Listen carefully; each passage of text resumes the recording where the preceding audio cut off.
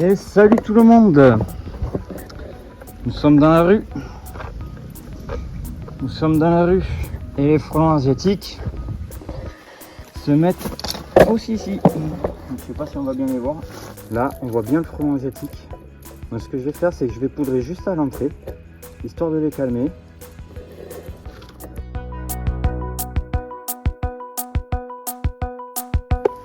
C'est le coffret de Télécom, hein, un classique.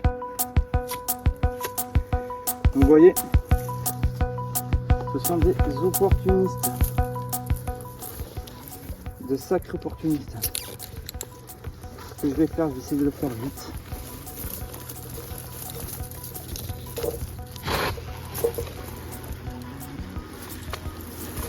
Mais là, il y a plusieurs trous, donc ça va être compliqué de tout boucher. Donc là, j'ai bouché. Et en fait, vous pouvez voir que dans ces trous-là, il y a une grille.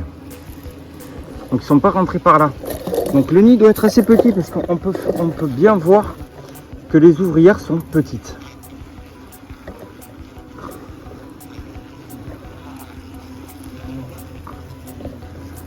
Est-ce que ça passe par là?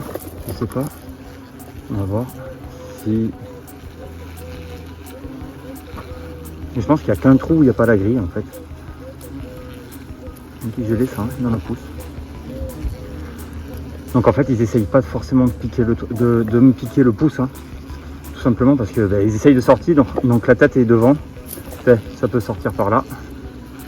Du coup je vais fermer là et là. Je vais fermer les trois trous. Donc là mine de rien il y a du monde, hein. C'est rigolo, mais des fois on a l'impression qu'ils sont dans le gant.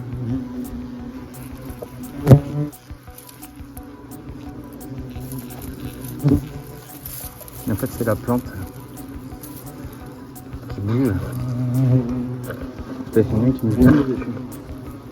On va voir si ça sort par l'autre.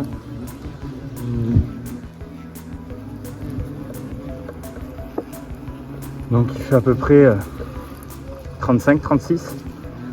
La canicule revient, on est le 2 août. Donc je zoomerai évidemment. Donc frelon asiatique. Toujours pareil. On le voit quand il vole, on voit surtout du noir. Avec typiquement cette bague orange sur l'abdomen. Le bout de patte est jaune et tête orange olive, vraiment. C'est un petit nid, c'est sûr.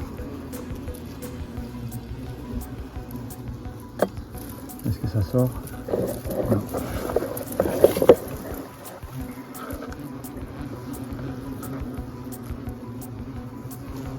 Donc là on ne se rend pas compte, hein, mais il y a beaucoup de monde.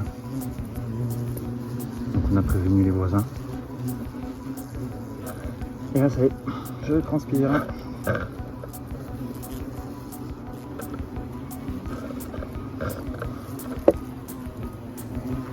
Donc là il va absolument rentrer, hein. Pas forcément, j'ai du monde autour, hein, mais ça va sortir. On va attendre encore un peu. Vous voyez comment il se précipite autour de mon doigt. C'est l'entrée du nid. C'est l'entrée du nid, ils ne peuvent pas rentrer, je les gêne. Du coup, regardez ce monde qu'il y a. Le nid est petit, hein, mais...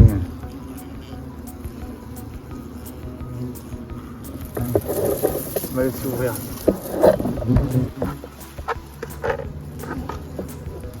Regardez ce monde.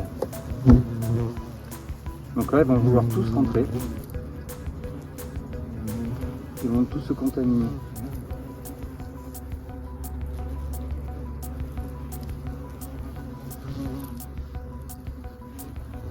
Donc on est à... Il y a un parpaing. On a 20 cm du sol. On voit bien que le frelon asiatique, c'est un opportuniste. Allez, je vais essayer d'ouvrir. Ah ouais, le nid est assez balèze, hein. Bon, mais je vais poudrer dans le nid. Je vais vous montrer le nid. Donc l'entrée est là. Regardez-moi ça. Regardez le bébé.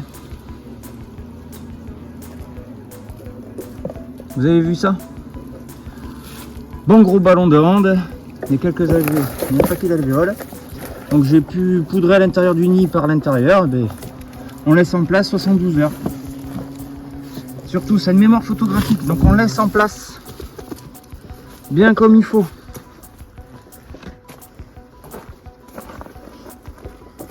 Voilà. Donc là, ils vont rentrer et se contaminer.